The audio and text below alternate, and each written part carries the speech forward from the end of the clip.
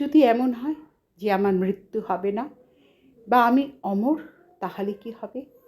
Alexander চেয়েছিলেন অমর হতে, তাই তিনি ভারতে এসেছিলেন অমরত্বের সন্ধানে।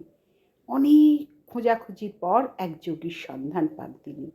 সম্রাটের আদেশে তার সৈন্যরা সেই যোগীকে গিয়ে বলল, আমাদের সাথে এক্ষুনি যেতে হবে। আমি কোথাও যাই না, সম্রাটের ইচ্ছে হলে এখানে আসতে পারে, যোগী জানায়। এই কথা শুনে সৈন্যরা মুহূর্তে তরবারি বের করে বলে, চলো, না হলে তোমার মুন্ডু নিয়ে যাব। যোগী নির্বিকার হেসে বলল, তাহলে তাই করো। সৈন্যরা এরকম আশ্চর্য জিনিস দেখেনি, যার মৃত্যু ভয় নেই। কিছুক্ষণ অবাক হয়ে থেকে তারা ফিরে গেল এবং সম্রাটকে সমস্ত জানালো। আলেকজান্ডার অগত্যা নিজেই এলেন, কারণ অমরত্ব বড় পালাই। যোগীকে জিজ্ঞেস করলেন, তুমি কি আমায় অমরত্বের সন্ধান দিতে পারো? যোগী তাকে এক স্বচ্ছ জলের সরোবরের সন্ধান দিলেন এবং সেই জল পান করতে বললেন।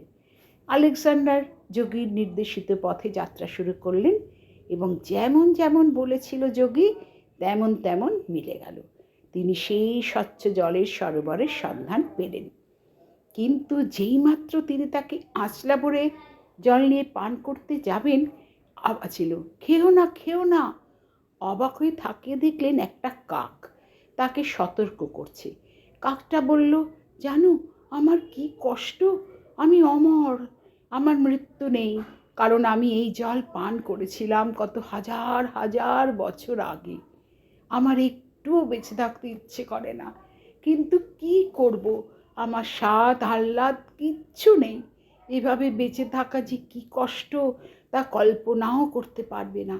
আমি আত্মহত্যাও করতে পারি না। আলেকজান্ডার কিঞ্চিৎ থমকে গেলেন। জীবনে প্রথম দোদণ্ড প্রতাপ সম্রাট ঘাবড়ে গেলেন। হাতের জল গলে পড়ে গেল।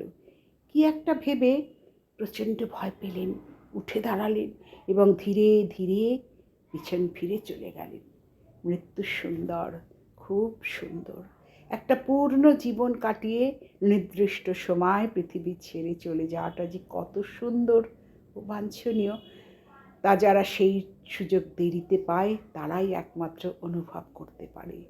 সব থেকে আনন্দের জিনিস হলো আমরা জানি যে কোনো একদিন আমাদের মৃত্যু হবেই।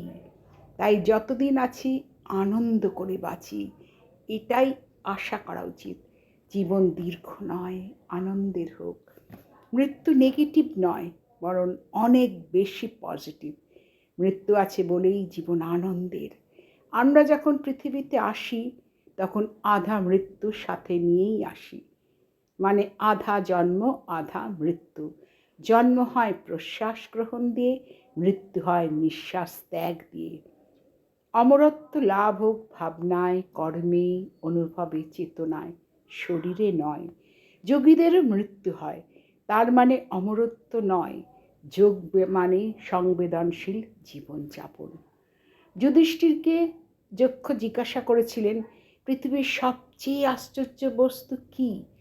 যুধিষ্ঠির উত্তর দিয়েছিলেন, মানুষ জানে সে একদিন মারা যাবে, তবুও আনন্দ করে, ভালোবাসে, বিয়ে করে, ভবিষ্যতের জন্ম দেয়।